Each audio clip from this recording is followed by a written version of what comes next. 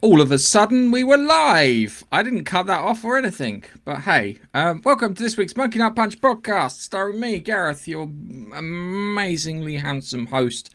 Unfortunately, for podcast listeners, you can't see me. But for the YouTube viewers, you You're can. lucky. And what can only be described... His cap off. Make him take his cap. Sorry. He's looking at me. He's looking at me, right? But podcasters' homes, podcast listeners, if looks could say you cunt, that's what he's currently doing. Good afternoon, guys. Good afternoon. How are we? We're good. We're good. I got in there first this week with the insults. And as always, I'm joined by my co-host and boil on the anus of humanity. It's Keith. Say hello, Keith. Hello. Right. Biff is in first. Oh, cool. Yes. So, some interesting things this week. Reacher was good. Paradise was better. That was good. That was really good. I really enjoyed that. They promised something and they delivered, and we'll talk about that later. I'm very happy with that. That made me smile.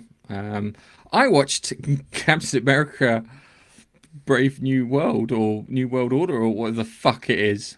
And you're brave. I said to my friend, I said, it's going to be crap. I said, Carl, we'll go and watch it together. It's going to be crap. There were 6 people in the cinema, including me and Carl. So there were 4 other people watching it. And, yeah, I didn't stay for the end credit sequence. That's what I could tell you for a start. I didn't give a monkeys about that. Yes. Anyway. Keith, what have you been up to? What have I been doing this week? I watched Paradise. Definitely talk about that. Or Severance. Not entirely sure about that. I know what that is. I figured out what Severance is. Okay, we'll talk about that, but not yet. I watched... What else have I watched this week? Trying to remember. Nothing... Reacher was good. Reacher was good. I did watch and enjoy Reacher. That was... Yeah, I enjoyed that. Nothing else of note. Nothing else of note on here. I did watch, right, something that took me right back to my childhood. It's not really for this, but I watched the Bergerac reboot, and that was quite good. It had Philip Glenister, who played DCI Gene Hunt in it, as a bit of a nasty bastard. He does play nasty bastards quite well. Oh, good.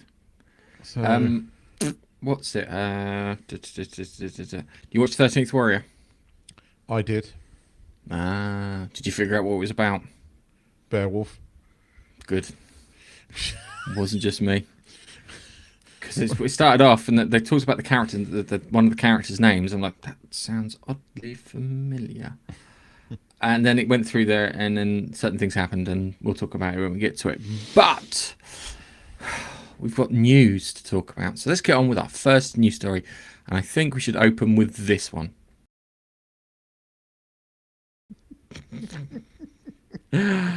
In response to rumours of a potential retirement from Lucasfilm, President Kathleen Kennedy has firmly denied such claims, addressing this speculation. She stated, "I'm not retiring.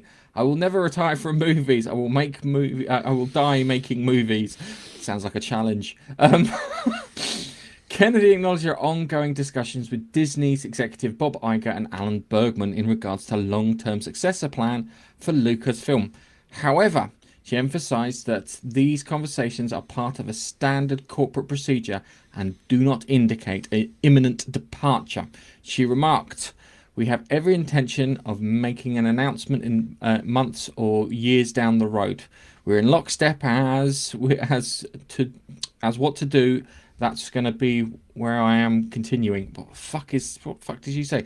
Under Kennedy's leadership since 2012, Lucasfilm has expanded the Star Wars universe through cinematic releases and streaming series.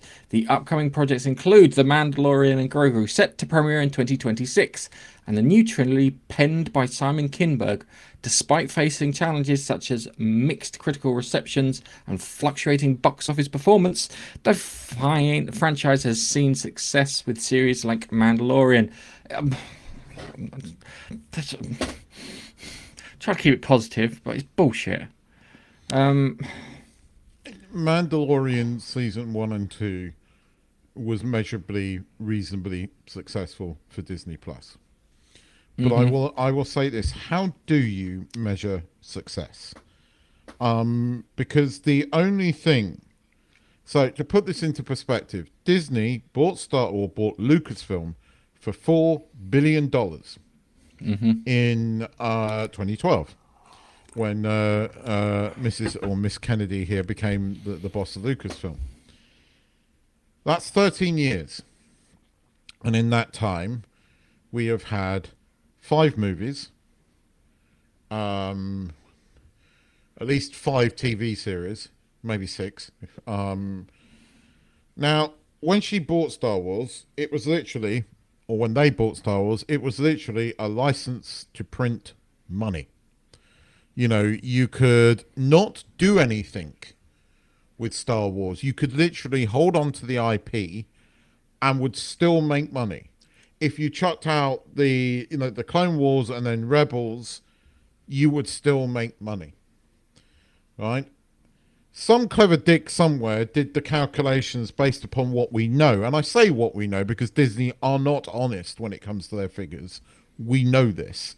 If I was a Disney shareholder, I do not understand how they are not up in arms about this. Maybe they're just getting paid handsomely, or bribed. But anyway, some clever dick worked out that due to the production costs of all of these Star Wars productions and everything, Disney still need to make $2.8 billion. $2.8 billion in order to get back what they paid for Star Wars. So the $1.2 billion they've only made in profit at the moment $1.2 billion from Star Wars in 13 years. Eesh. So the only thing that I can measure Kathleen Kennedy's success by is that she's a woman. And what does that say for women? I can't see any other reason why she's still in charge of Lucasfilm. If she was a man, she would have been fired a long time ago. Definitely. I mean, I'm looking at this objectively. Forget that I'm a Star Wars fan. Sorry, my throat. Forget that I'm a Star Wars. Looking at this objectively, please show me how you measure that she's had any success in this job. Please show me. I'm going to raise you a Kevin Feige here. Seriously, that's someone Kevin who Feige had gone. 10, 11 years of measurable success. Right? Now, and that's the difference between him and Kennedy. He oversaw the first stages of Marvel when we loved it. I've rewatched those films, still love them. Back then we thought Kevin Feige was a god. Turns out he did need some oversight. He really did. That had the Marvel board or whatever it was that oversaw everything and all the choices and stuff that he made, and that stopped him from doing silly things. And yeah.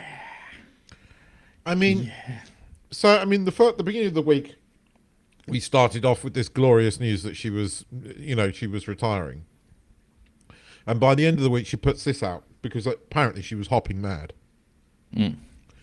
But the statement is very interesting because she talks about succession, and anybody that knows Kathleen Kennedy, I don't think her ego is way too big to talk about succession. So I have to agree with what they said on Friday Night Tights in the fact that this is Bob Iger probably driving this. Yeah. But I don't understand why she's not fired. Do you know what? I watched the interview with George Lucas where he was talking about Kathleen Kennedy. He goes, all she has to do is follow the treatments and stuff that I've written for the next 3 films and the other bits that I want done. He goes, and everything will be fine. She couldn't fucking do that. He wrote the instructions on success and she couldn't follow that through. I don't think that was entirely her. I think Bob Iger had a lot to do with that as well. I mean, in fact, I'm going to say this, and I mean, she is not entirely responsible for this. That Bob Iger has a lot to do with this as well. It's not just her, but she is the head of a movie studio that has not had a single hit since, really measurable hit compared to, or what would be seen as a large profit since the trilogy. And even then, The Last Jedi was so controversial that it directly affected movies that followed it. Do you know what? The thing that got me with The Last Jedi, and I still can't get this, it ended the trilogy at the second movie. Yeah. Why would you do that? Why would you let anyone do that? It's like, hang on, no, we've got another film to do here. If it was the end, it would have made a bit more sense, but no, it wasn't. Because she's not a creative person, and that is obvious in terms of her very lackluster response to all of this. I mean, she's not a creative person, just in the way it's worded. Just what do you call it? It annoys me because if you turn around and say, Gareth, you're not a creative person, and I was running Lucasfilm or Marvel or something, I'd hire someone creative. I'd hire a couple of creative people. Yeah, and all I'd do is sit there and say yes to that idea, no to that idea. Yeah, and then I can still feel like I'm involved in that. And it's like kind of, if I can't do the job, then I will find someone who can do the job and make sure that they do it well. I'm not. That's sure what you do when you're a leader. Well, yes, but that's not necessarily need to be creative. You can have. There are other studio heads out there and not creative. Again, the only thing that I can see that that is measurably successful in Hollywood at this point in time is that she has a vagina. And I'm not. I'm trying. I could go into negative. I could go into hate. I could go into all of those things. And don't get me wrong, I am incredibly pissed off of what they've done to Star Wars. As a Star Wars fan, I am sick and tired of this bullshit. But trying to take the passion out of it and look at this objectively, I do not see how she is still in her role. And I'm not even talking about like the shit movies. They financially haven't been successful. 180 million on The Acolyte that got cancelled after one season because it was bad. I mean, it was objectively badly written, and it was made for a hell of a lot of money, but it didn't look like it was made for a lot of money. So either the money was irresponsibly managed, which is what I think happened, right, and it's been covered up, or there was corruption. I personally think, going on the writing, it was just irresponsibly managed because what's-her-face, the head of The Acolyte, is a fucking idiot. And you can see that in her writing, right? And if she really didn't know what Harvey Weinstein was up, she's a fucking idiot, right? Which wouldn't actually surprise me. So again, you've taken a boy's brand, right? You've turned it into a girl's brand. Show me any movie series other than Barbie, which came after the fact, where lots of girls go out and buy merchandise for the movie. Show me a girl's brand of movies where they go out and buy a big cinema ticket brand that appeals to the masses, where women go out and spend all the money on the merchandise. Please. I mean, if there is one out there, I will shut the fuck up. There wasn't that a lot of merchandise around it. There was posters of Jacob. The posters, books, T-shirts, yep, mugs. Nothing like toys, but what do you call it? Frozen. Yeah, there's one. And Frozen 2. It's a good one. There was the thing is that the reason Star Wars anything they've done as good or as popular as Frozen? No. definitely not. The closest you've got is The Force Awakens, and you loved that when it first came out. Yep. I didn't, because I saw it for what looked like the greatest hits. You know, when a band gets to the end of the record label and then they have to produce another album, and they sort of produce the greatest hits. That's what I saw when I watched that film. I loved it because I was a Star Wars fan, and it was the first new Star Wars we'd had in a long time, and it had the original cast in it. It had the Millennium Falcon in it. And was it the greatest thing? No. My mum agreed with you, and thought it was a repeat, which it was. But as a Star Wars fan at the time, it was okay, right? At the time. Now looking back on it, The Last Jedi, and then that third awful movie, The Rise of Skywalker, it ruined that movie for what anybody thinks about it. And actually, now that you look at Force Awakens, you see all the holes in that film. So yeah. I mean, I personally think her statement is interesting. She is not outwardly denying that she's leaving Lucasfilm, because she's denying that she's retiring, but she's a producer, right? She said she will carry on producing movies. She will carry on making movies. She has not once put out. It's a denial, non-denial. Yeah, I'm not. She doesn't say that I'm remaining head of Lucasfilm. No. So and the fact that Deadline carried this and a few others carried this, I think there's some truth in this. I think Iger is potentially trying to get her out, because I actually think there's a lot.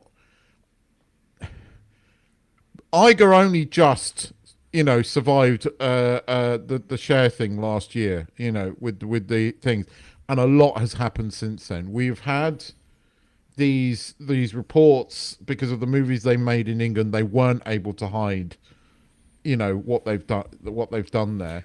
We found out that they've spent like 500 million on movies that have only had like 400 million back. The Marvels being one of those that had a lot more money spent on it that they've declared, but because of clever accounting, but they can't do that in England. They can't get away with that. They can't have these multiple organisations that they set up to run these movies. So, and we know that Captain America cost twice as much, and it's a huge flop. I have been saying this for a long time. There are only so many flops that you can make. I remember a time when John, what's its face, the Martian thing, which actually was a surprisingly good. I still like that movie, but was a huge flop for Disney, and that John was Carter massive of news. Mars. Yeah, that was massive news. Show me a hit movie that Disney have had this year. Okay, there's a couple. There's a Pixar movie that did quite well. Show me how many flops they've had. Well, I mean, we've got Captain America, which again used to be a license to print money. It wasn't their best performing movies, but they were up there. Lost money. Yeah. Disney Plus has yet to make money. In fact, it is 15 billion still in debt, right? But again, due to creative accounting, they're holding this.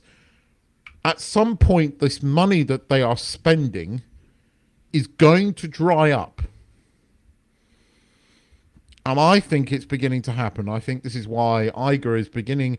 He's leaving in a year, but he wants to leave a legacy. Well, his legacy is that I think if Disney are not careful, they are done for.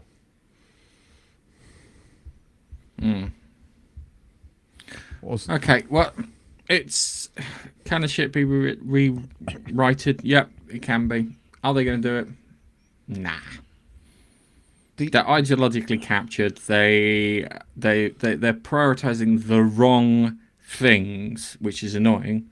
Yeah, it drives me up, and it's like kind of like Tannis brought up. They're charging extortionate prices in the parks now, so they're driving people out of the parks, which was their fallback. Yeah, so that was like guaranteed money every year from tourists and whatnot, and they're pushing the tourists out. And Universal are eating their lunch in Florida. Yeah, and if Universal pull their finger out in California, they'll do the same in California to them. Yeah, and if they open a park somewhere in Europe to compete with Disneyland Paris, you're going to get the same again, because people like what Universal do when it comes to the parks, and they don't like what Disney are doing to the parks. It's like you book a hotel and you get free parking. Yeah, so you could have your car and you could park it for free. They now charge for parking. What a fucking dick move. You say this about Universal, and currently I agree with you, but one of the biggest draws to Universal parks is the Harry Potter stuff, isn't it? I'm right in saying that. Yes. Yeah, well, they've got to get this series right. Because if they get it wrong, the same thing's going to happen. Or kill it quickly. Because if it's a flash in the pan, not going to be an issue. If it's like Rings of Power, where it hangs on for longer than it was necessary. Because if Rings of Power had one season and they nixed it after one season, you'd gone, they learnt their lesson. But they didn't. So it's all down to how they manage. And and again, Bezos got ridiculous money, and they're pissing it down the pan. But what does Bezos care? I mean, he's got so much money, and this is the problem. I mean, but at Disney, I think Disney. I've been saying this for a couple of years now, and I really do maintain that Disney are in trouble. And I think, whilst Biffer, I saw your comments at the beginning. I do think there's some truth in this. I think I do believe, and I think we should go into the next story so we can talk about this. Okay. All right, and then I think this is appropriate. Oh no! What happened? Oh no! How terrible! That's just awful! How terrible! Oh no! In recent rumours suggest that Disney has explored the possibility of selling the Star Wars franchise. According to Chris Gore of Film Threat, a financial insider indicated that Disney have been quietly seeking buyers for the past several months, but yet to secure a deal. The speculation arises amongst the reports of Kathleen Kennedy, president of Lucasfilm, planning step down at the end of 2025. Her tenure has marked both successes such as the launch of The Mandalorian, we said that already, including mixed reception to recent film installments. Despite these rumours, it's important to note that Star Wars remains a significant asset for Disney. The franchise generates approximately $1 billion annually in merchandise sales alone, underscoring the enduring profitability. Additionally, upcoming projects like the second season of Andor is set to premiere on the 22nd of April, continue to expand the Star Wars universe.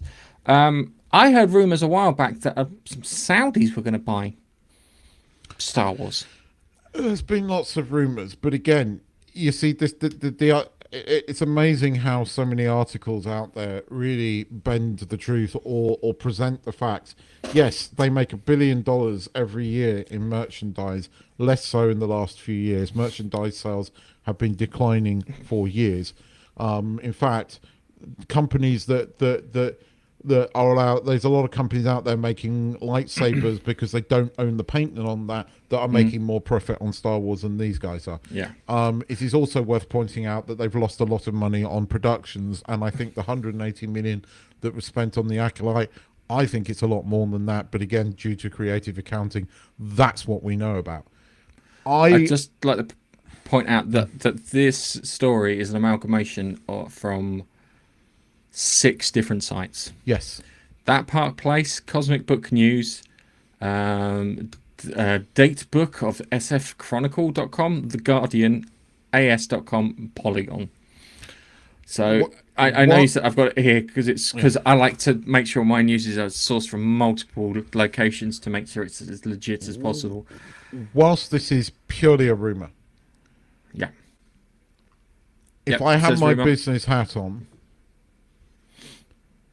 Disney right now are fucked with Star Wars. You know, they just haven't had a hit with Star Wars in a long time. They haven't. What do you do? Now, you could sit on it, but with the decline in the merchandise, the decline in the parks, the lack of interest, I mean, you know, the Galaxy freaking hotel that they spent a hell of a lot of money on, right? $500 million. That we know about, and again, that we know about. Right,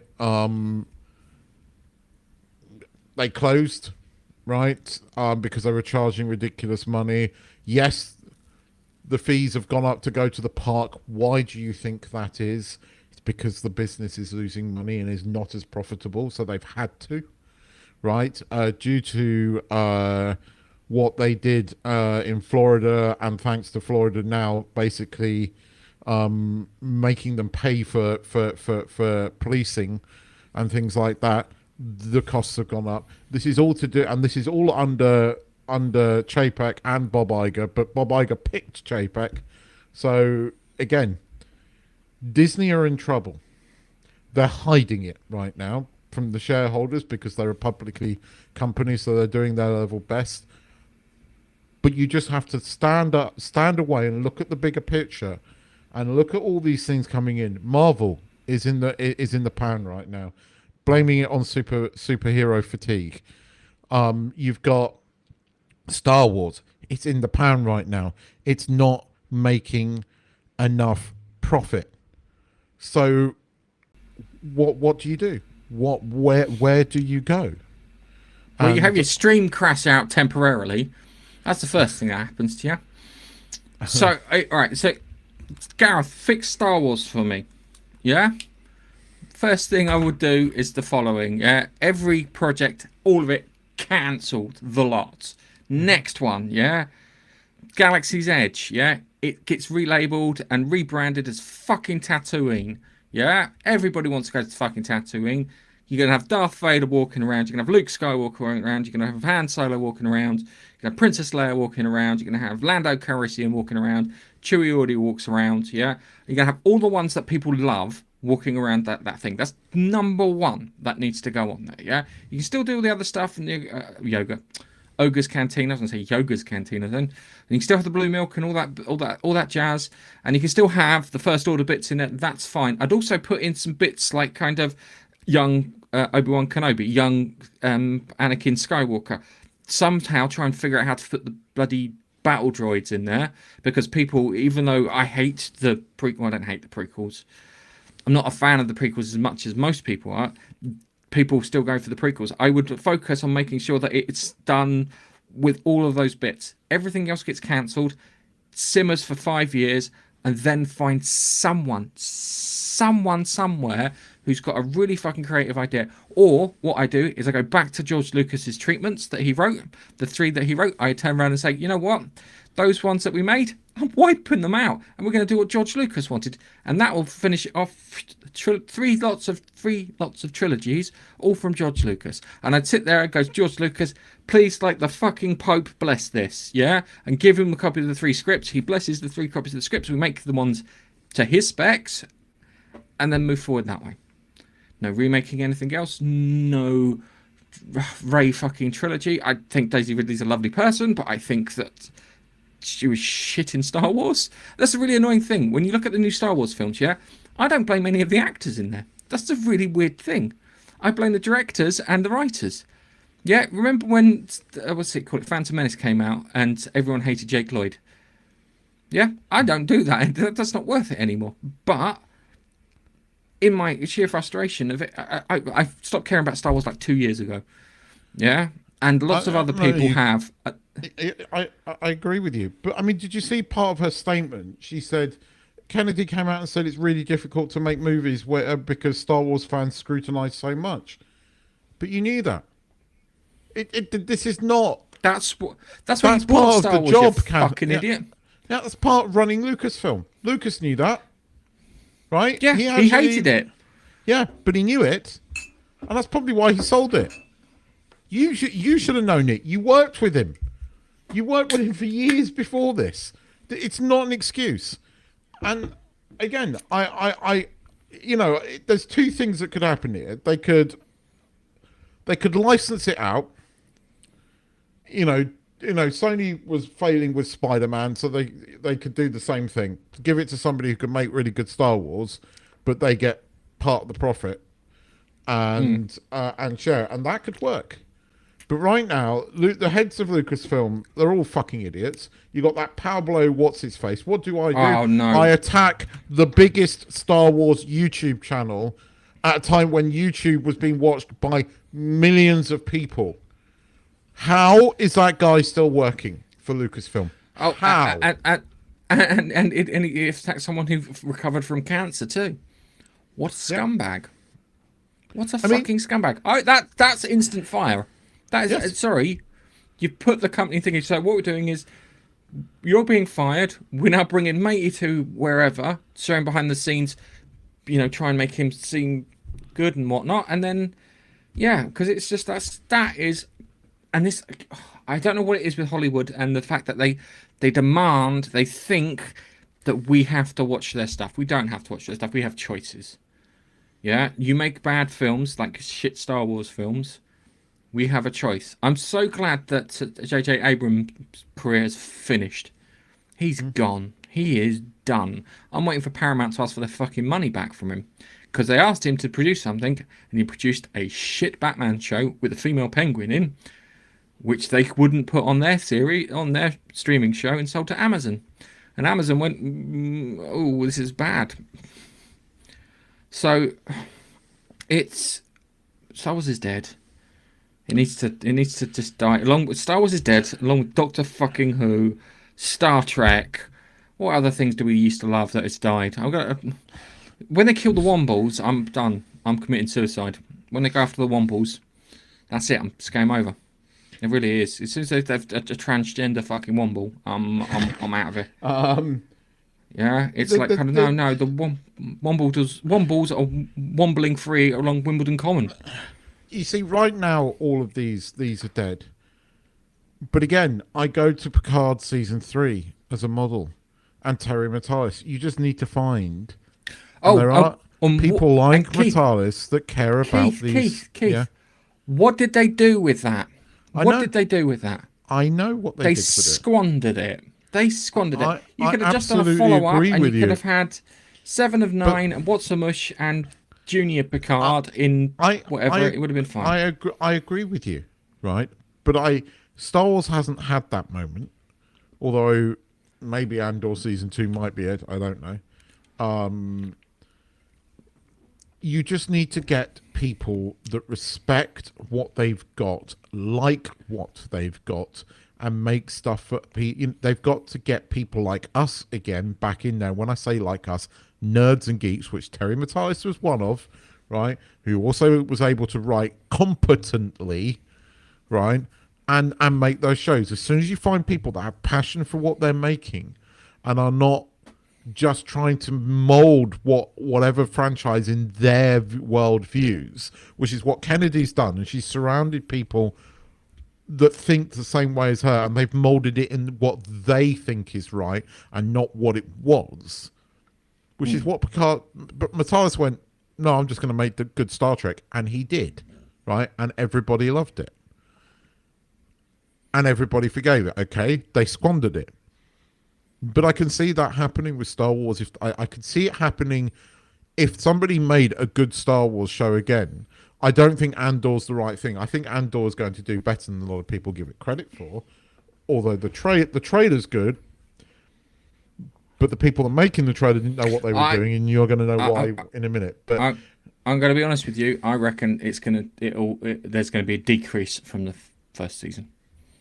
A notable 20 to 30% decrease from the first season. Do you know why? Because people watched it, they went, no, this is good, and then they've seen the other stuff, and they've gone, Star Wars is no longer made for me or made for anyone of any value anywhere because it's shit. We'll watch it because it's part of the podcast, but would I watch it if it wasn't part of this podcast? Probably not. I'll be honest with you, Keith. I'm only watching it because you like it, and it's nice to be able to talk to you about it. It's going to be largely dependent on word of mouth. And I think it's going to be largely dependent on word of mouth, and I think it'll have low ratings to start with, and then people might enjoy it and then say it, which is what happened with Picard season 3. But look, it could all go Pete Tong. Yeah. All right. Well, let's move on to our next story.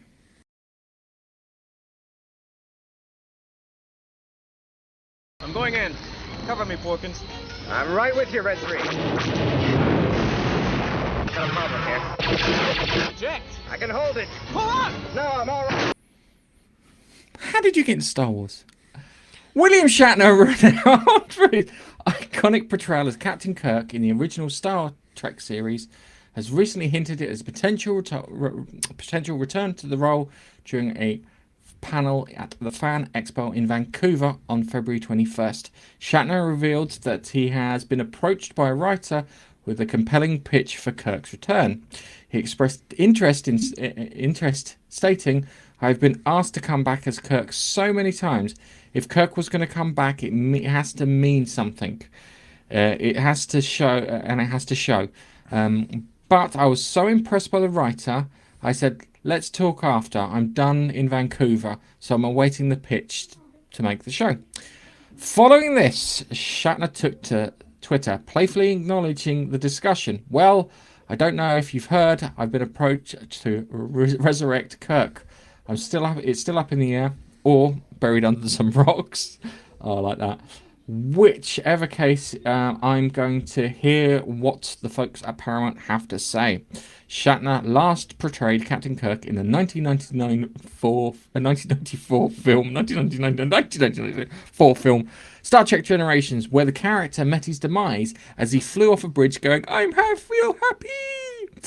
However, in recent developments in the Star Trek universe, particularly in the third season of Star Trek Picard, it is revealed that Kirk's body was retrieved and stored by Section 31, a clandestine organization within Starfleet. This narrative twist opens the door for a plausible return of the character. Now, I have since read a bit more on this, and again, this is rumour mill, so take this with a pinch of salt. Mm-hmm. This is not being done. This writer has nothing to do with Kurtzman. That this writer was independently employed by the people that have just taken over Star Trek. And that the story is a direct sequel to Picard Season 3. That it is legacy with bringing Kirk back, because they think that this will get bums on seats. And if it's true,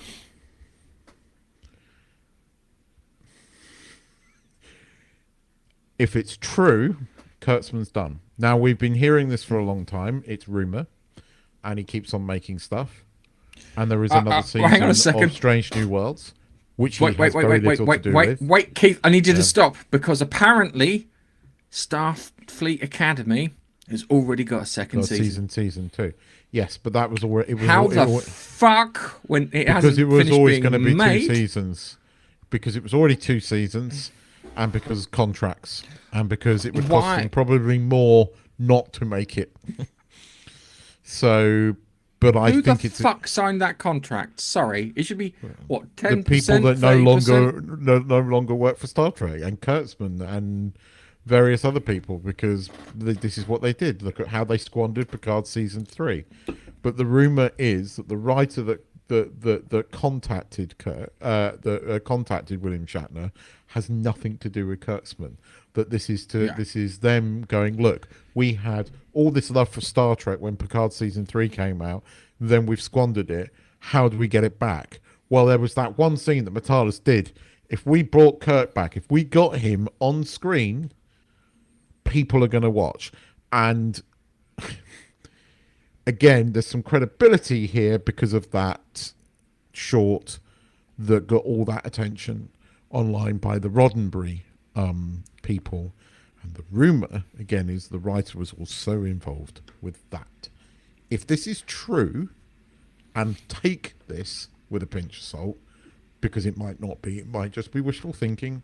We've been here before. But if it's true, that would be one way to get potentially people back to watching Star Trek. Not sure. Don't know if it's true. But the timing is curious. The timing is good. There has been a lot of love for that the Roddenberry archive thing. I know you have your own opinions, but there was a lot of love for it, right? Mm. And there was a lot of love for seeing him back on screen. It got a lot of people talking. It showed that there is people out there that still love Star Trek, that like Kirk, like those characters. Because season 3 showed that there were still a lot of people that loved that Star Trek. Who knows? But if I was somebody that I just got some control of Star Trek, right, I would be looking at this again with my business hat going on, how can we make money from this? Well, what's this video that's on YouTube that everybody's talking about? What happened? You know, why didn't we make Legacy? The people wanted it. So, Keith, this is how I would save Star Trek. It's really simple. I would invest a lot of money into some kind of engineering firm that would build me a space catapult, and then I'd put Kurtzman into that space catapult and fire him into the sun. And we can add Kathleen Kennedy to it, and Russell T Davis, because they're friends. I know technically it's more efficient to fire him out of the solar system, but I need to be sure. I don't want him coming back in a couple of 100 years. That would be terrible. I wouldn't wish that on my great grandkids for that to happen. So I'd fire him into the sun, where I know that he'd be safely disposed of, and that would save Star Trek forever. And again, one of the things with the Kurtzman was part of that J.J. Abrams crew, and his name is Mud. I'm so happy at that. I genuinely think that there is a 1 watt light on at the moment on the Star Trek tunnel. It's only 1 watt. Could go out. You're going to have to crank that wine to give it a bit more energy, but it could happen. Stranger things have happened. I think Kurtzman is in trouble. Still waiting for the next season of Stranger Things, Keith. Section 31. Yet. Oh no, it's done and shot. Season 4 is already. They've cast the Lost dude. The dude that the Indian dude in Lost. Oh yes. Yeah, he's cast as Khan. Guess what? They're bringing Khan back again. Yeah. Actually, storyline wise, he's probably the correct person to cast as Khan. Yes. Strange New Worlds does have a following, right? Regardless of whether you like it or not, Strange New Worlds does have a following. It's popular at least 30 or 40% of the start. No, it's more popular than that. It has done reasonably well, but Kurtzman doesn't have a lot to do with it. So Section 31 has been universally panned, right? There ain't going to be another movie. Looking at the after party cast pictures, right, of Academy season 1. You look at these and you look at the poses and you look at, you know how you can tell what type of people they are when you see them in their normal clothes, right, and things like that. It is everything like Discovery. Academy will suck, right? And it will suck, but it will be released to glorious fanfare. Lots and lots of Star Trek fans will watch it. So the first couple of episodes will have a gazillion fucking views, like Discovery did, and then it will tail off, right, when people realise it's shit. Because I mean, I saw these cast photos. I went, "This is going to be awful." And they went, "Oh, you haven't even seen it yet." I said, "Just look at the pictures. Look at the type of people that are making this. You know it's going to be shit. You just know it because it's Kurtzman's baby. It's Kurtzman's crew. You know it's going to be shit. It's not like we haven't seen what Kurtzman's been doing in Star Trek, because everything that Kurtzman has done has been shit.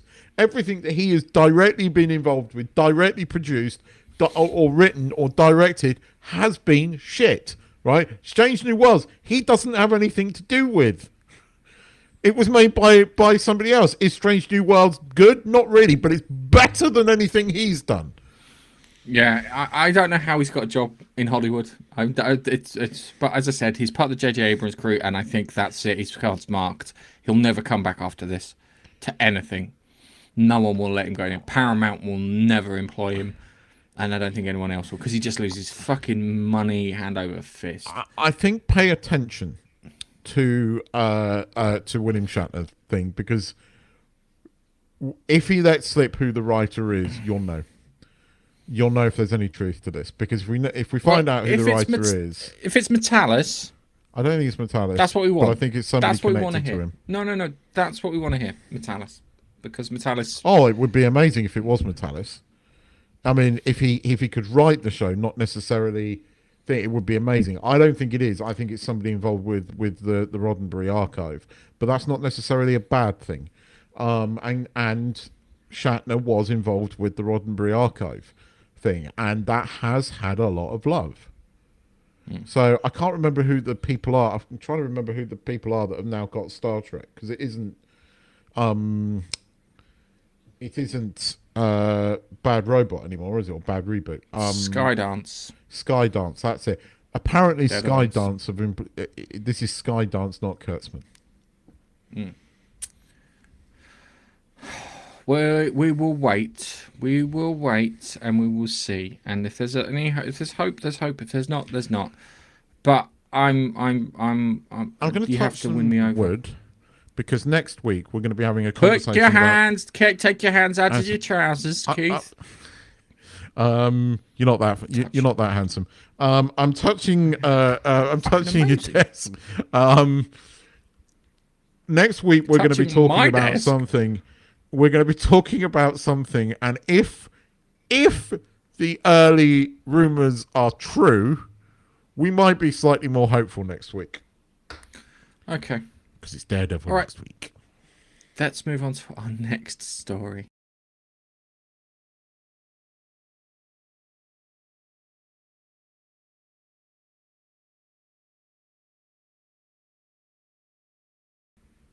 Renowned actor Gene Hackman, 95, and his wife Betsy Akawa, 65, were discovered deceased in their Santa Fe, New Mexico residence on February 26th. One of their 3 dogs was also found dead at the scene. The couple's bodies were in separate rooms, Hackman in the foyer and Arakara in the bathroom, near scattered prescription medication. Preliminary investigations revealed no signs of foul play or external trauma. Data from Hackman's pacemakers suggests that death occurred around February 17th, 9 days later. So, yeah, this is a fucking odd one. Not a great one to report on. 95, that's not bad innings, firstly. Let's start with that. I wanted to pay tribute to Gene Hackman because what a fucking actor. And I mean, he has been in a lot of films that, some films that my dad sort of got me to watch. And of course, I first knew him as Lex Luthor. And, I will always remember that because one of the few movies that I was obsessed with when I was a young 3-4-year-old was Superman, and Gene Hackman was in it. The death is slightly odd. I heard it was 10 days before he was discovered. It, to me, sounds like carbon dioxide. Carbon monoxide. Carbon monoxide. That's the thing that went through my head when I heard about the dog, the wife, and Hackman. It's awfully sad, but what an actor. An actor that loved acting but didn't like all the crap that went with it. That's why I lived in New Mexico. That's why I lived in New Mexico. Yep. Rather than Hollywood. So an actor that I respected.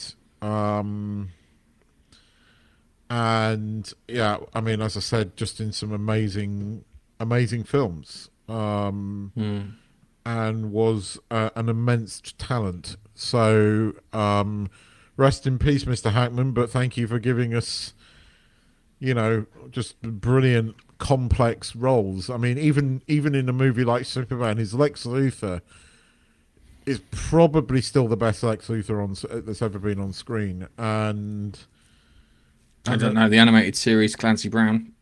Oh, Pretty okay. Good. Live action. You're right. Live action. All right, but, fair enough. Just what an actor, and I was a bit shocked by the news this week, but I just wanted to just give him a quick nod. It's odd. It's odd because it's like kind of. What if it was just him on his own, but it's him and his wife. No signs of foul play. Because it's like poison. Well, did she poison him and then poison herself? And then when she fell over, the dog's eating the prescription medication? No, it says no foul play, so I would say that it sounds like carbon Well, no, monoxide. because if she'd have poisoned him, it wouldn't show as foul play until toxicology came in. I don't know. I mean, I don't particularly want to speculate. I mean, it is weird. Don't get me wrong. But I mean, again, a career. What a career. And I will. It's up. I was a bit gutted by this one. We've lost another great actor, although he had already retired. A bit like Connery, he had retired. He was never ever going to be convinced to come back. But we've lost a great. We've lost another great. And it's rare. I don't think there are many actors quite like him left. And yeah, rest in peace, sir. Hopefully, we will hear some news, at some point. But they are investigating, so there's enough there to investigate. So you could be right, but it doesn't sound. I think there's something odd there. There's something odd there. Well, it's going to take us. Wait, so we're at 3 fucking weeks before we know the truth, which is always the annoying thing with these things. So, let's move on to our next one. Well. Veteran actor John Lithgow has officially been confirmed as Professor Albus Dumbledore in the upcoming HBO Harry Potter television series.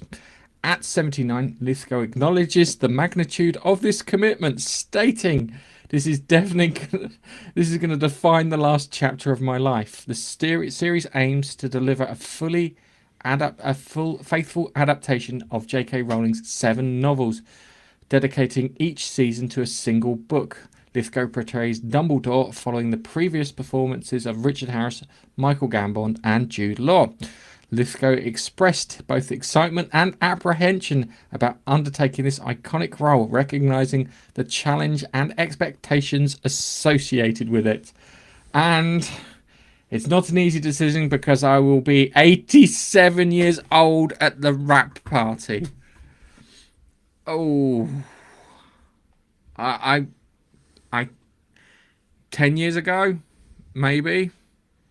I'm going to say this, right? This man is no longer allowed to drink alcohol. You have to wrap him up in bubble wrap. He's not allowed to eat bacon anymore, right? No saturated fats, right? He's on a vegetable diet from now on in. That's like joking with intent aside. He absolutely can play Dumbledore, and I absolutely think he will be good in the part. And when we were talking about this when it was speculation last week, I maintain that I think he should have gained more credibility for his portrayal of Churchill, because I think it is one of the best portrayals of Churchill that has ever been, and that convinces me he can be Dumbledore. Can I just point something out? Because this is from a previous story, and I've just noticed this. Where is it? Gene Hackman, negative for carbon monoxide poisoning. Okay, sorry. I just noticed that in the bottom corner. It would have been useful at the time. Yeah, he can do Dumbledore. Easy. Really can. He's weird because I would describe him as someone between Gambon and Harris. Yep. And I'm down for it. I think he can make the part his own, and I think it will define his latter career if it goes well. It all depends on what happens when they announce the rest of the casting, because as I said, the casting calls and what they wrote on the casting calls, I did not like. If there are any rumors to the Snape casting, if that turns out to be true, it's not gonna go down well. No, I mean, Hollywood, you are fucking with something that is in recent memories. These films only ended a few years ago. Okay, nearly 10 years ago, but the films didn't end that long ago. And, these books are beloved by everybody. People have images of these characters in their heads, right? And I'm no offense, Hermione Granger, the character that most people have in their head, is a white girl. Weasleys have to be fucking ginger. Ginger. Right? And Snape is a white dude, right? There are lots of other characters where you can put diversity into there. Padme Patel, she better be Indian. She is, right? Lee Jordan was never really explained. Dean Thomas. All of these characters will have much bigger parts in this, right? Can be that. You could even make Lavender, because it was never really mentioned what color Lavender was, right? There are characters that you can bring the diversity into, right? You could even probably get away with some of the other lesser teachers, right? To a certain extent, if it's done right, right? But what you cannot screw with are the main lead characters that everybody's got in their brain. Right? What you do if you want to bring diversity is you go for the characters that don't have as much, thing. There are lots of characters that you could bring that diversity into, but the main lead characters have to be what people imagine them to be, or roughly in that section, how they're described in the book. I think this is perfect. I think this is really good casting for Dumbledore, actually. When I first thought it, I thought it was bollocks. And then I went, hang on, they just cast fucking what's-his-face from the Santa Claus movie, the bad dude, as Dumbledore. And then I remembered him as Church, and I went, actually, this really fucking makes sense. Let's see what happens. Let's wait for that final casting to be done, and we can go yay or nay. But as I said before, if it's a flop, if it's a problem, they need to kill it straight away. They'll be fine if they kill it straight away. They really will be. And with that, Keith, I think it's time we moved on to the comments. Here's the music. Oh, crikey. Today, John, 5 years old, from West Shropshire, has drawn. Okay, so here we have a lovely stick man by a house with the sun shining in the background, and this is from Keith, 44, from Thailand.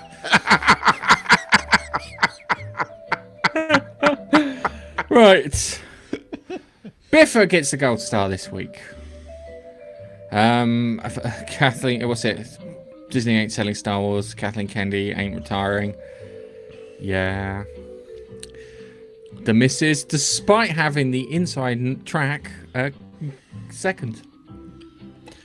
Okay. Nobody cares about Disney, Star Wars. Disney could make a live-action film of the books and make billions. Yeah. And this is a comment that he made when we were talking about franchises that girls really like, and Harry Potter. And I think that's the case. I do think I like Harry Potter, but I think my wife likes Harry Potter more than me, but not like that. I'm not sure on that one, but okay, you may be right. Yeah, I think it's like 45-55, if that makes any sense. Sorry, no, it's a reference to the comments. Ghibli, Studio Ghibli. I don't know anyone who's into Studio Ghibli stuff. Apart from you, Biffa. I'm going to say that you're probably into Studio Ghibli stuff because you mentioned it. Possibly, yeah, this is the thing with Disney charging. So, possibly why they're charging extortionate rates at the parks. The price at the parks. Yeah, they are. They're scaring off the normies from the parks. They really are scaring the normies off that. If I ran Star Wars, I would storyboard all the movies. I don't care how long it would take to storyboard. Yep, I get pre-visualization stuff. Whether you like Ridley Scott's films or not, he's famous for his storyboarding. And that's why one of the reasons that his films always have a fairly decent look to them. Let's turn it again. You can park for free now if you stay in a Disney resort. They changed it back. Thank goodness for that. And then we've got Biffa here. Super Nintendo World. It's a huge draw to the Universal Parks. Yes, it is. And hopefully I'll be going there this year. Yes, Biffa, Harry Potter. So Tanith said it's like Harry Potter. We've got Biffa here. Disney's probably selling Star Wars to another movie house to borrow, not to own. For example, yeah, that's what Keith said with the Spider-Man thing. I think that might work. And I've got a complaint. So I've got a complaint. Hang on, let's stop music. This is from some guy called Chuck Kovic. Kovic? You guys need to start with some warning. I was ready. peaked and then got into editing. Next thing I know, you guys are alive. We are alive. Yes, we're both alive. We didn't die. Put the music back on now.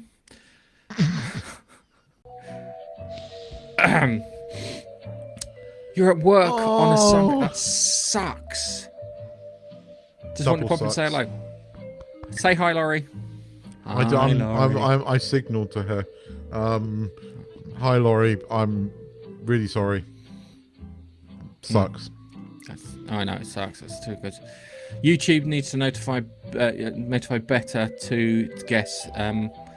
You don't have $1 million don't have $1 million or 1 million subs. They don't give a fuck. Twitch does though. If you sub to us on Twitch, apparently Twitch will inform you when we're going live if you've got the Twitch app, which is good. Buying the Star Wars franchise. Biffa does that. He gets notified on Twitch and watches us on YouTube, I think. I'm right in saying that. Biffa told us he does that, doesn't he? Yeah. So buying the Star Wars franchise is like trying to sell a totaled Ferrari. Yeah, that's true. Just snap it down and break it to its component bits. The only person I trust to buy Star Wars is Elon Musk. I would like to see that. I would really like to see that. Well, you guess gonna lurk here too. So be a stupid gamer. Is watching the YouTube feed, but is lurking on Twitch. And Keith's the red shirt. I just have to be wearing a red jumper. So if there are any rock monsters around or some lobster monsters around, they'll get Keith first. R.I.P. Gene Hackman and his wife and his dog. Lex Luthor is forever. Yeah, true. And then Laurie popped back in because she's a legend. Thank you very much.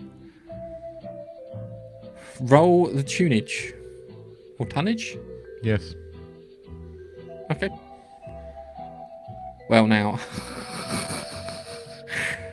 And then we've got, wow, Twitcher from thingy. And then we've got, I get notified on YouTube 30 minutes after you guys start. Fits. Really does fit. It's about right. I don't get notified anything on. I don't get I'll be honest with you, Keith. I get no notifications on YouTube whatsoever. I've got a ton of Chuck stuff to watch. I've been meaning to watch it, but I keep running out of time. But with that, we have a trailer. We have Andor Season 2. So let's see. Let's see what we got.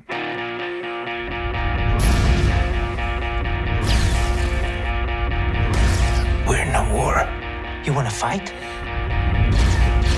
Or you want to win?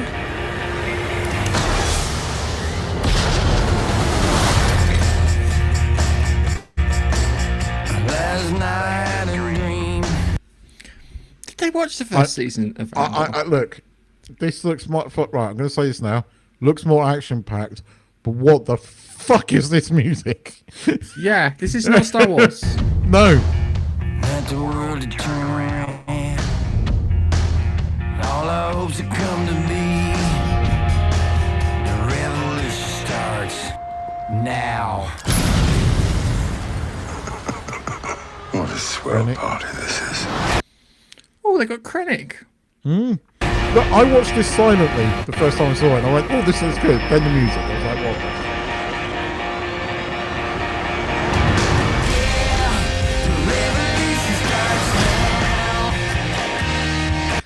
I don't dislike the track. I just don't think it fucking I love matches. the track. I like the song. It just doesn't match with Star Wars. Star Wars is John Williams, right? But the imagery is good. When I saw it I saw it on like Facebook and I didn't have the volume on. I went, there was some stuff here that looked quite good. And because it's a copyrighted track, I'm having to stop it every so often. Krennic's in it. It's great. Vader's going to be in it. You know it. You know Vader's going to make an appearance. Oh, Vader will turn up. At the end, yeah. Yeah.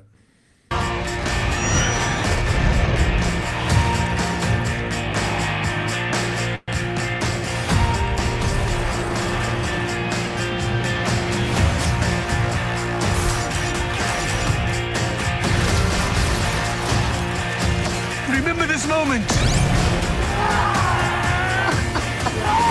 You're here, you're right here, and you're ready to fight.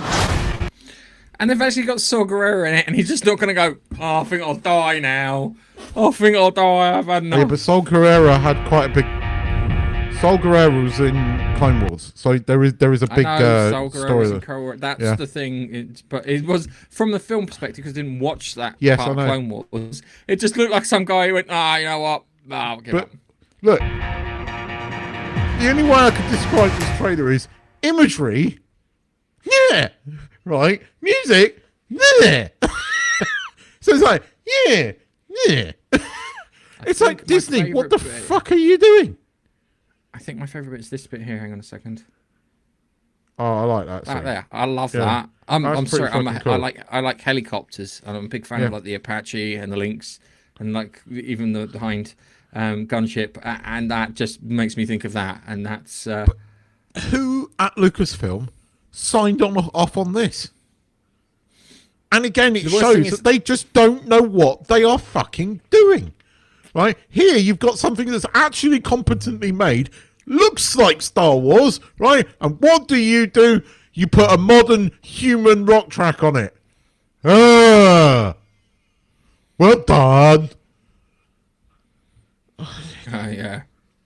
It looks alright. It doesn't scream Star Wars. I don't know what it screams at me, but it's not Star Wars. You've got to go out there. You emulate Williams. You get a Williams track. You emulate Williams. You channel your inner Williams, and you compose something. What you don't do is a fucking rock track. Right. So even the bloody Cantina band dum, dum, dum, dum, dum, dum, dum, would have been better than this bloody shit.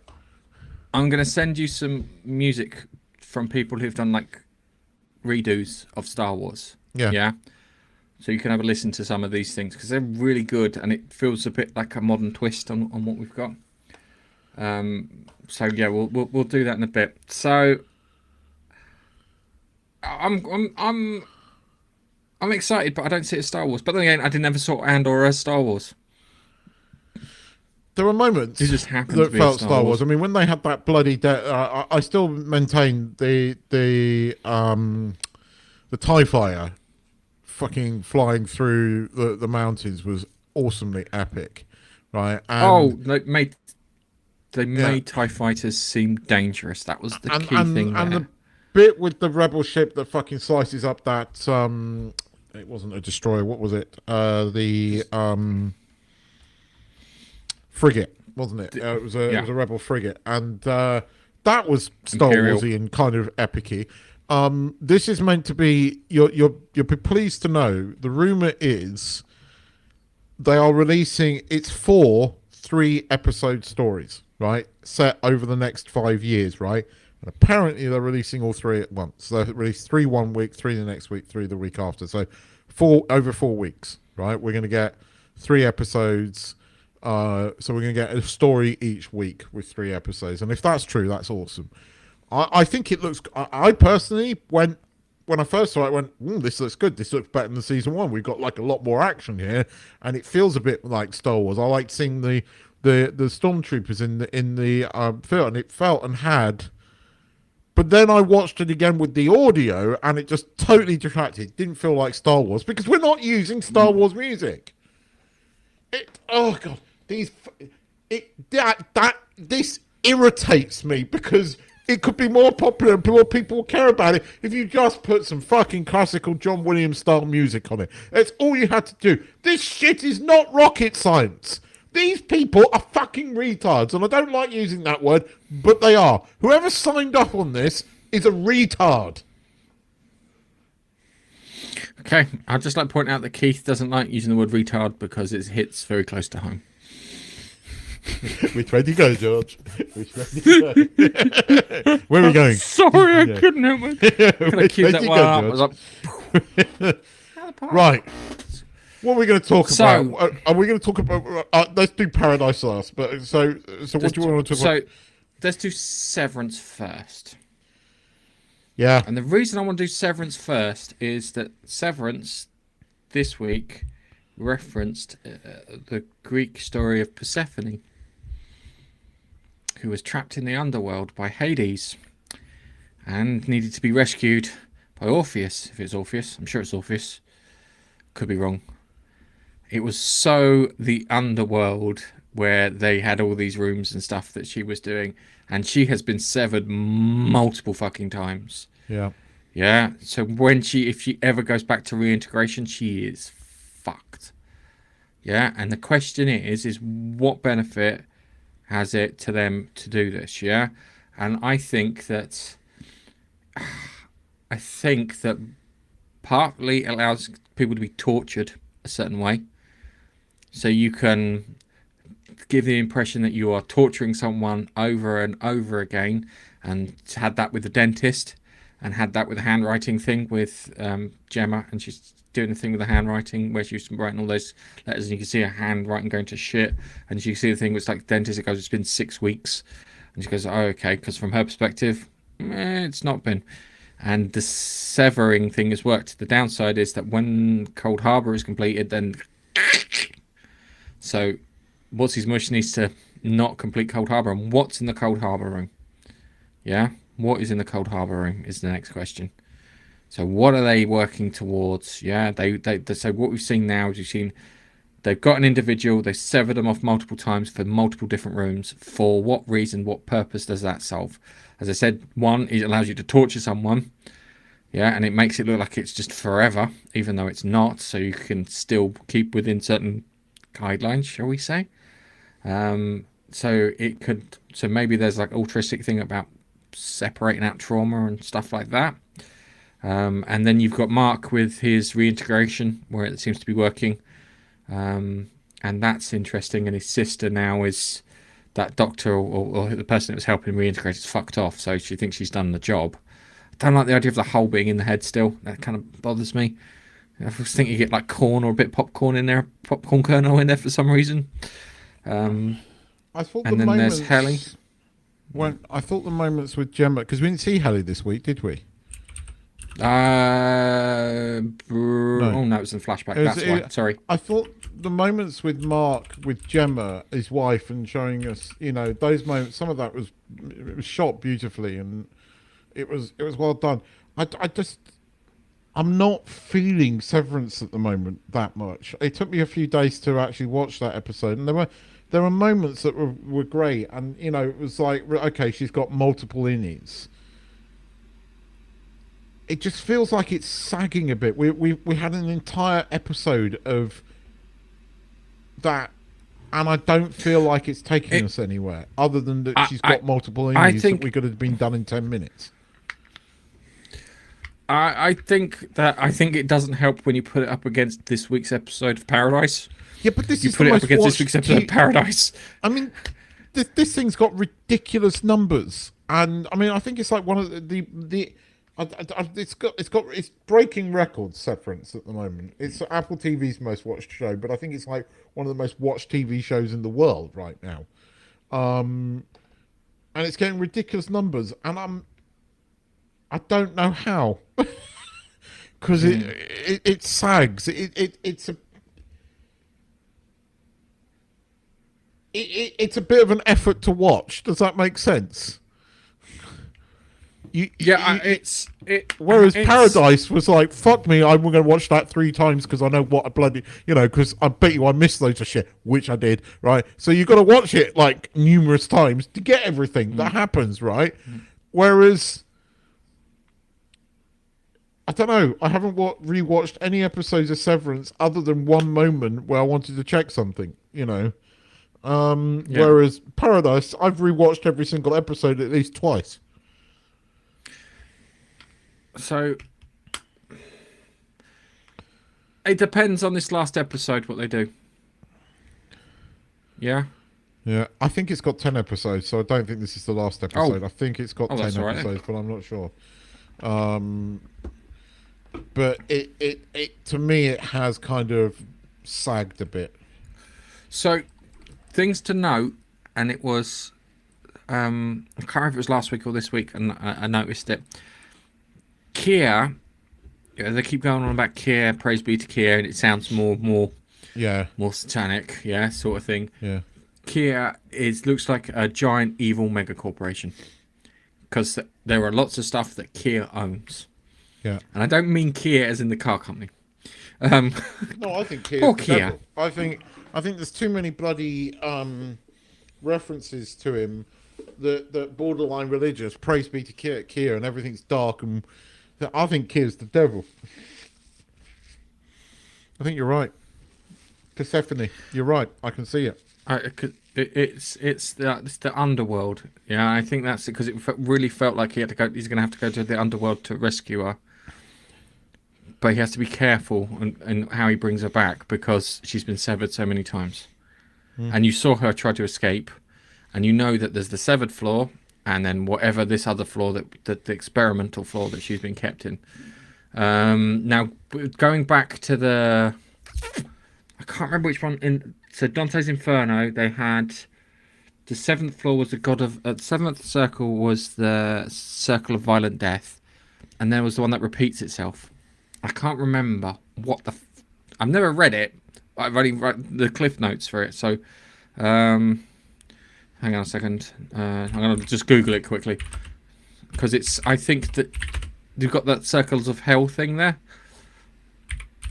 Hell, and it's the one that repeats itself, because if that makes any sense.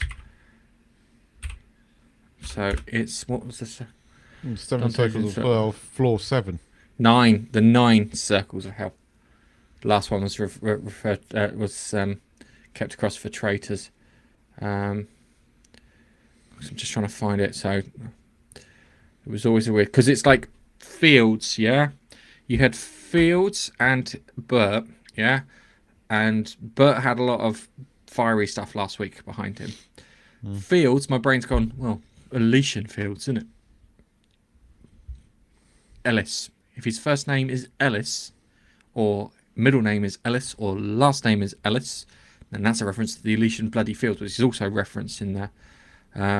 So, trying to find the one that repeats itself, where you go round and round in circles. Fifth circle and seventh circle. It says one, maybe it's the 8th circle, but the 9th circle is one where everything's frozen, and that's where Judas Iscariot was kept. 8th circle subdivided into 10 trenches, but there was one in there that just keeps repeating itself, and that's the one I think that she's in, and I think that there may be other bits in there too, and it's getting a bit more the afterlife stuff.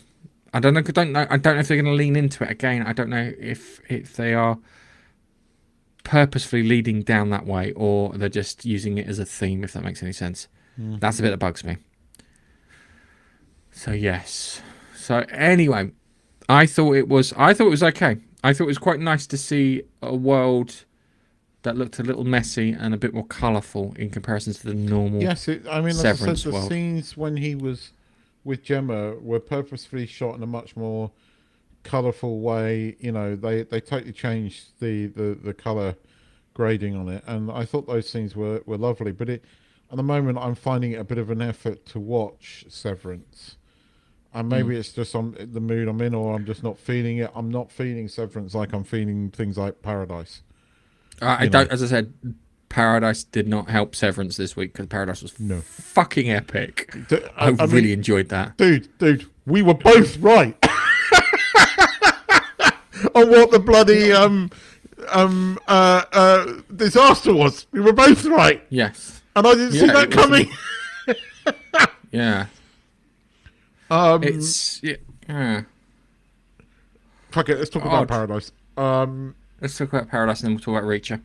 I thought it was so. good. Hang on a second. Let me phrase this right. So, in Paradise, society's collapsed. They live inside a mountain in Colorado. Yeah, and you want to see what's happened, and they fucking showed you what happened.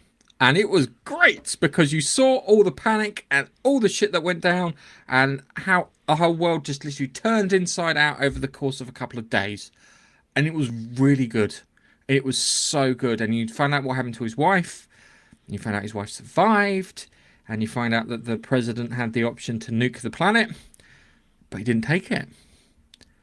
He had the red pill and the blue pill. The red pill was to destroy the planet, and the blue pill was to EMP the planet.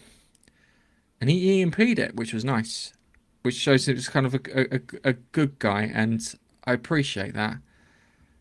But it was so good. The tension built. It reminded me of Independence Day when the UFO turns up and everyone's reacting to it. You know, when it turns up and it comes through the atmosphere and then it stops and the flames go away and then you got all the people reacting. It reminded me of that, and I love that's my favourite bit in. Yeah. This felt a bit more real, which was uncomfortable the first time I watched it. The scene on, just before they get on Air Force One with him and Cal, when you see it and you really understand both perspectives and really no one was at fault, you understand why Cal couldn't tell him, and you understand why he felt so angry, because he needed somebody to lash out at, and it was just so human. And I mean, I thought it was going to be, I knew it couldn't just be nukes because of the scene at the top of the Washington Monument underwater. It's like, nukes don't do that, right? So I'm not sure I buy there's a super volcano under the thing and the world decides to nuke itself. But okay, in the terms of this, we'll go with it. And I like, because I did, again, that thing at the beginning, the sort of 60s flashback, I was like, what the fuck is this? And it just didn't make any sense, right? And when I watched the episode again, I went, oh, right, now it makes sense. It's when he's turned the lights on and off at the end, I was like, oh, okay, now I get what he's the guy that came up with the EMP thing. At the end, though, you see, the thing is, right, here's the thing, right, I really, really don't like Sinatra, right? And here's the thing, right, when she's sitting there threatening him, do you know what I would have done? I would have shot her in the kneecap. Oh, yeah. In the kneecap, because she's got a phone. So she's blatantly been in communication with the person that's got his daughter. I would have phoned the number, found out who it is, and probably gone to that town and go, where is she? Because they're all wearing trackable fucking wristbands, right? Right? And then I would have found her. And then would have known that she can't have dealt with this on her own. So there's other people that know. And I would have gone, or I would have gone, tell her to bring my daughter here and you'll die an easy death. That's it. I wouldn't let her survive. She's far more dangerous being alive. Had to kill her, but I would have shot her in the kneecap first and made her, give up the information. Then say, right, I'll give you you can die really, really painfully, or you can die easily, but you're gonna die. She's a good bad guy because you fucking hate her. Yeah, she's such a good bad guy. You so want to just put one in the brain pan. I would have shot her in the knee first. Made her suffer until she told me what she knows about the wife. I would have turned around and shot her in the shin and gone, next one goes 6 inches up until I'll keep doing it until I get to something vital. Yeah, and I'd just be that. It's like kind of, and then you either assist me or don't. It would have gone Jack Bauer on her. He had all the power, and he might still have all the power. What is interesting, the nugget in there is that the person that killed the president isn't from the town. Oh, yeah. There's your season 2. Yeah. And we know that we'll find out who it is, too. This is the good thing. It was a phenomenal episode. You got explanations of where all the generals are gone. Really felt sorry for those dudes. You got explanations for where half the fucking cabinet had gone. Because the general's plane didn't make it. The other one got taken out in the shockwaves. That was quite, you got like more context to that scene when you saw them sort of recovering from the shockwave, and then you saw, understood why the nuke went off. We know that the EMP got the nuke that hit Atlanta before it exploded, so Atlanta is very much not nuked. You know why they don't have contact outside. I mean, there was so much revealed in that episode. It was great. And I loved Cal's bit where, with Sinatra, and I was kind of, yes. It was like, if she doesn't leave, shoot her. I loved that bit in the room. I thought that was fucking fantastic. And I'm gutted. It makes you gutted that Cal died, right? Because, actually, I mean, you can understand why he was a bit of an alcoholic. But actually, I was half expecting he was going to have done something cowardly about Xavier's wife, and he didn't. And it was just a human story. He couldn't tell him. And when he knew, he didn't know how to. And it was so human. It was so believable. And it was so well written. And again, I this series has been great. I mean, the series has done things that, whilst there are cliches in it, actually the characters are really good. The writing is actually really good. The acting is really good. And again, that first episode is a masterclass in writing, and a masterclass in the mystery box, right? Stuff where you do not see any of that shit coming until the last moment, and it is just brilliant. If you're gonna have a mystery box, you have to have something in the box. Yes, the story's not about about the box; it's about what's in the box and how you get there, and then what is the fallout from the contents of that box. Yeah, it's I do hope it carries on the way it is. That last episode is going to be so fucking hard to top. It really is. I have no idea how they're going to top that. I think it peaked a little early. I've got a feeling we're going to get it. I think we're going to get some big answers, and we're going to get cliffhanger. But I think we're going to get some big answers. It's what he does next. I would have shot her. I would have shot her in the kneecap because she has a phone. And you would have been able to get your daughter. Your daughter back. You just would have, right? You had all the power, right? You were holding her daughter. He had her daughter, right? He has the power, right? You shoot my daughter. You bring my daughter right out now, or we're going to kill your daughter. Bomb. Right, and she would have crumbled in a second. So I mean, yes, it's brilliant writing, but I'm not sure you would have folded. I'm sure you would have gone, and bring her daughter. Yeah, it's. I don't know. There's more to it. There really is more to it, which is good, but it feels like it's going somewhere. It has like a good pace to it. It reveals things, then gives you another question. So it's like, okay, this is how the world ended. Yeah. We thought that so-and-so, that his wife had been nuked, hadn't been nuked because of what had happened. So is she alive? Yes, she is alive, and we've got her on the fucking radio because we got their signal when we sent the guys outside, and it's just like, it's good. What I did get pissed. What I'm pissed at, yeah, is that bunker under the White House. It's one of the best bunkers ever fucking built. Yeah, I would have let everyone go down into that fucking bunker who wasn't coming. But it would have been, but it would be underwater. It would have lost oxygen in minutes. So. No, it would have been fine. Trust me. There's supposed to be a tunnel from there to Edwards Air Force Base too. So is it Edwards? I think it's Edwards. But there's supposed to be a tunnel from there for Edwards. I would have let them have all the bunkers. You've got all those nuclear bunkers. You never know. Just let them have the nuclear bunkers. They might. You never know. You see, season 2 could be that there's a lot of people that they left behind that are really pissed off about it. And this is why Cal could be dead, right? From all we know, it's that bloody secretary woman that he let down. She somehow managed to get there and kill him. Fucking hell, that would be... That I would give her a fucking round of applause for, because it's like, kind of dude, you made it from fucking Washington all the way over to Colorado without dying during a cataclysmic event, during an EMP, and you managed to make it all that way over there, and your response is to... But saying that, there are people... But it's now... You've now got the suspects, so it's no longer anyone inside the bunker. But because of that episode, you've now got lots of other people that it could be. Yeah?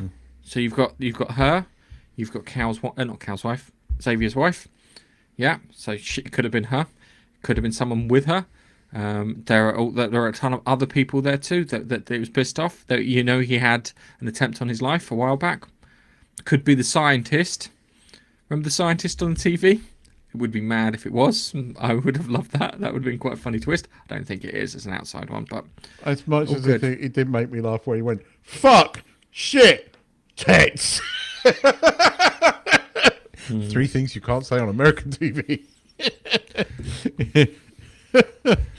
So really good. Can't wait. Really can't wait. Can't wait for the next one. Season final. Season final. I have no idea how they're going to top that. I really don't. That's a really good episode. Anyway, Reacher. Fucking loved it. Reacher. So watched Reacher. I can't bloody remember it now because of Paradise. I'll be frank with you. You get the backstory, which was pretty killer. So a lot of it was a flashback to why he really hates this dude. That's a double flashback this week. Now I remember. Yeah, and so it's pretty killer because I mentioned it in the first 3 episodes, and you knew it was going to be something pretty fucking nasty, and it was something pretty fucking nasty. It was pre the special investigators, but it explains how he gets into a team. It was pretty killer. You get his motivation. I liked the boxing scene with the kid. There was so many. Yeah, I mean, and then the ending where they're sent out to get them, and you can't warn them. Him and they're so gonna fuck. I'm just waiting for it. I don't know. The reason I'm saying I think there's a good chance that she might be compromised, because when they said his MO likes kidnapping people close to them, especially young people. Oh, her CI's been kidnapped. Oh, there's leverage over her.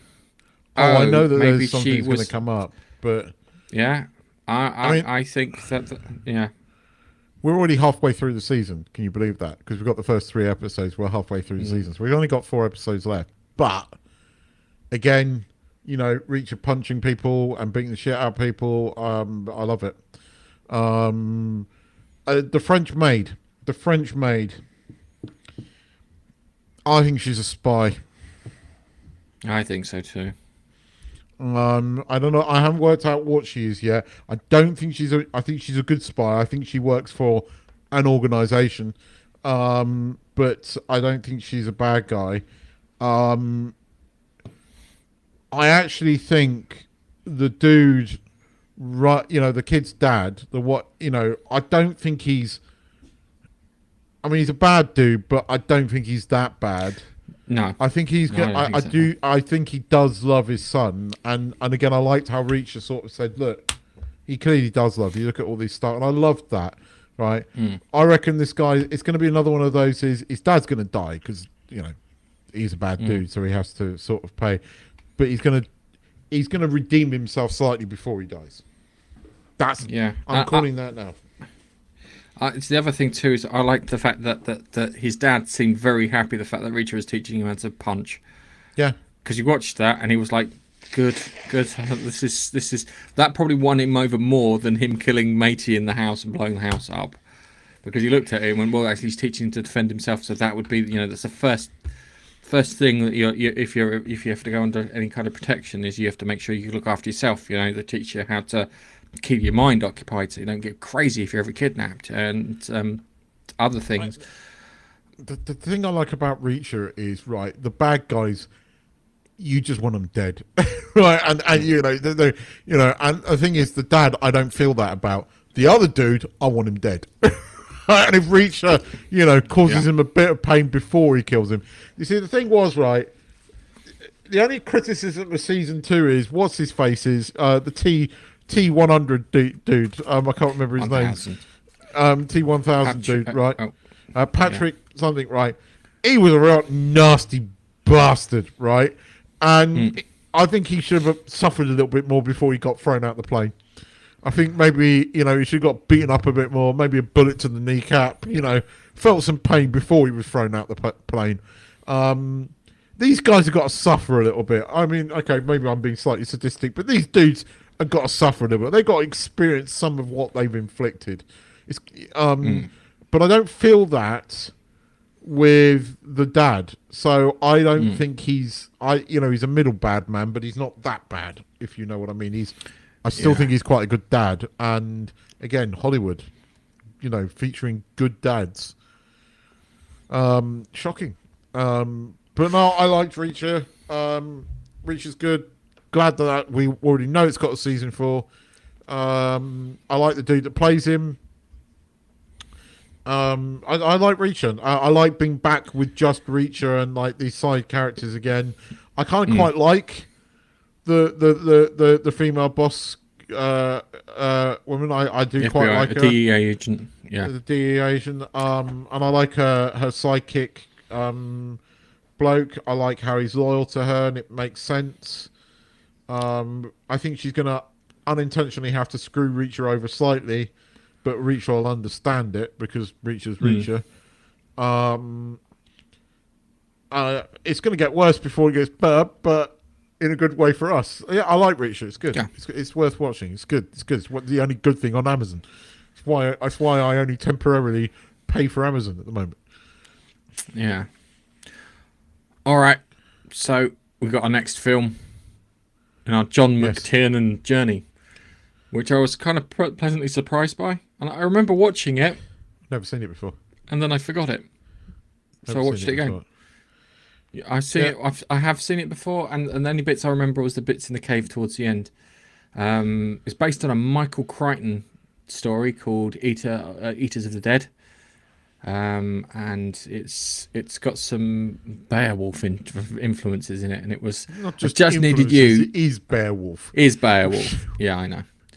All right, it's weird because I've seen a couple of other stories that are Beowulf influenced. One of them was Outlander with Caviezel. I can't remember his first name. Jimmy Caviezel.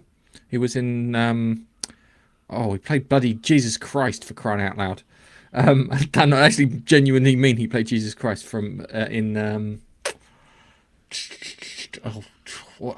guy from Die Hard, not Die Hard, Lethal Weapon, Mel Gibson's version of it. But I watched it, and it's weird because it's told you get introduced to Antonio Banderas' character, who is Iban. Yeah. I think he's got a really, really long name, but everyone just treats it to Iban, who's this Arabic fella who gets kicked out of Baghdad, I'm going to say, because he fancies some bloke's wife, and the Caliph went, you know what, you could be an ambassador up north with all the Vikings, and you can deal with all that shit and all the raiders and stuff that you have to deal with en route. And they bump into the Vikings, and he's got Harry Belafonte with him, the old fella. Is it Harry Belafonte, or am I making that up? It is. What, the old fella who's with him? No. Yeah. What's his name? Oh, he's got some real Arabic sounding name, like a real distinguished name. Oh, what's his name? Omar Sharif. Omar Sharif. That's it. I knew it was. That's who it was. Yeah. Bloody hell. Sorry, it got me. Yeah. But Omar Sharif, and he was like he's singing. It was they could communicate via Greek initially, so they've got there, and their king has died recently, and the king's been replaced with the new guy, who is I can't pronounce his name, so I'm going to call him Beowulf. Well, it sounds like Beowulf. It sounds Yes. like Beowulf. And I mean, yeah, go on, carry on, because I knew it was Beowulf the minute I heard the name of the bloody creatures. Yeah. Well, it was one of those things where I heard it was Beowulf, but it's like, how did this play out? So what's it? They're getting these. You got this village that have called out to the new king Beowulf for help. So they journey up north, and they need the 13th warrior, and the 13th warrior has to be an outsider. Instead, Antonio Banderas to join them on their quest to free this village, and this village are being attacked by these people in the mist, dressed up as bears with bear claws and everything. Who love Wendell.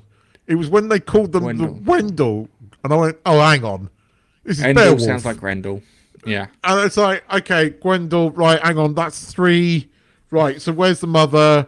You know, then I worked out the mother in the cave, like the lead warrior. It's like, oh, hang on, this is Beowulf, and it all made sense. And it did suffer from what fucking the Silo suffered from, where it's too dark to see what the fuck's going on in certain bits, which really narked me. Because I'm watching it and it's like, oh, not this crap. I know what they're trying to do. They want to make him look mysterious, this, that, and the other, and you know they're into their like beheadings and that, and they're very feral humans. Yeah. So the great one was they called it the fire serpent. So you got in Beowulf, the dragon kind of attacks him towards the end. Grendel's son attacks him, which is the dragon. And it's great because it's like you see this fiery snake in the distance, and it's literally hundreds of men with torches in the mist coming down to get them, and they're on horseback, so it's moving quickly. And I was like, oh, that's clever. I like that because I want to try and make it like more realistic. And what's his mush? Antonio Banderas' character Ivan, he gets his sword and remakes it like I think it's a Saracen. Is it Saracen or like cutlassy sort of thing? And he gets a sword remade like that because he's more used to fighting with that. And then he gets the sword, then he becomes useful. And then it's great because they get attacked by this fire snake, and then they go, we can track them. We can track them back to their lair, and we can get them. So like in Beowulf, where Beowulf goes back to kill Grendel's mother, he does that, and they go back in there, and you got some witch where she's got all the severed heads, and one of the severed heads of Beowulf's 13 guys that were there, and he gets into a fight with her, and she's dipped like bones in snake venom.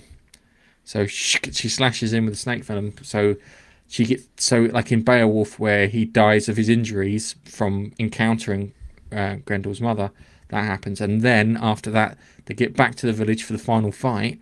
And then he gets to face off against Grendel himself, who's got like big stag horns. And they said when you kill the prophecy was when you kill the mother and then you kill Grendel, they will scatter to the winds. And he kills him, stabs him, sits up on the throne, and then dies of his injuries. And then Iban, being Islamic and not priest, gives him respect and this, that, and the others.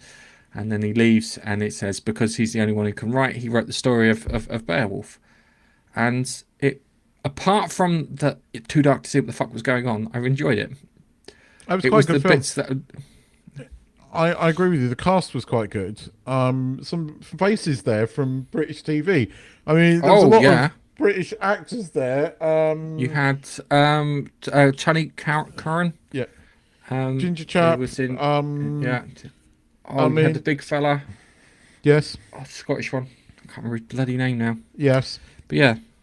So there was a lot of cast there. There was. I surprised. I actually didn't know what it was about. I'd never seen it before. I knew it had Antonio and Banderas. So when it starts, I think, okay, Antonio Banderas playing an Arab. Okay, this could be interesting, right? And I didn't know what it was going to be, right? And even when he's going through the desert and he's going through Europe, I hadn't cottoned on that it was Vikings. And then when he starts running away from the, what are they, Tatar or something? I can't remember the name. Tartar. And then this Viking ship comes around. Like, Vikings? Okay, right? And then, like, you've got them translating into Greek, and I still ain't cottoned on, right? And then he kills, the dude that he kills is his brother, right? And it was like, and then becomes king. And then it's like, there was something familiar in the back of my head when you got this, like, quest to go and help some king up in the north from being attacked by a monster of fire, like, Vikings. And then when you see them go Wendell, I went, oh, fuck, this is Beowulf. It's like, the minute they said Wendell, I was like, Grendel, Wendell, right, this is Beowulf. Oh, I know what's going to happen. He's going to die after he's killed the monster. And then, like, Banderas' line, like, oh, they are human. It's like, this is clever. This is clever. This was I quite like how they did it. It was based on the Michael Crichton novel, which tried to make a realistic interpretation of Beowulf's story. I enjoyed it. I thought it was good. Viking ships. I like Viking ships. I've got a Lego one just up there. You can't see it. But hang on. Can I push the camera back? No, you still can't see it. The camera doesn't go far enough. But I know I enjoyed it. I like Antonio and Banderas. I like the cast. The guy that plays Beowulf was quite good. He did look a bit like the dude from Ghostbusters 2. It's not the same dude, but he did look a bit like him. Yes, he did. He did. And at one point I went, that's not the dude from... No, this is later on. He'll be well old by this point. But it did look a bit like the dude from Ghostbusters 2. But no, I thought it was good. I pleasantly surprised by it. Didn't have a clue what it was going to be. Glad that I kind of got what it was based on. Really liked it. Yeah. What we got next week? Oh God! It's the one that I'm not looking forward to. Rollerball. God, right. What's it about? But we gotta watch. Do we watch it? Yes, we watch it. We will tear it to shreds. It may be okay. Well, based on the 13th Warrior, yeah. Okay. We don't know. It may be, what do you call it? Well, yeah. It's going to be an interesting week next week because we got Daredevil, which is meant to be good.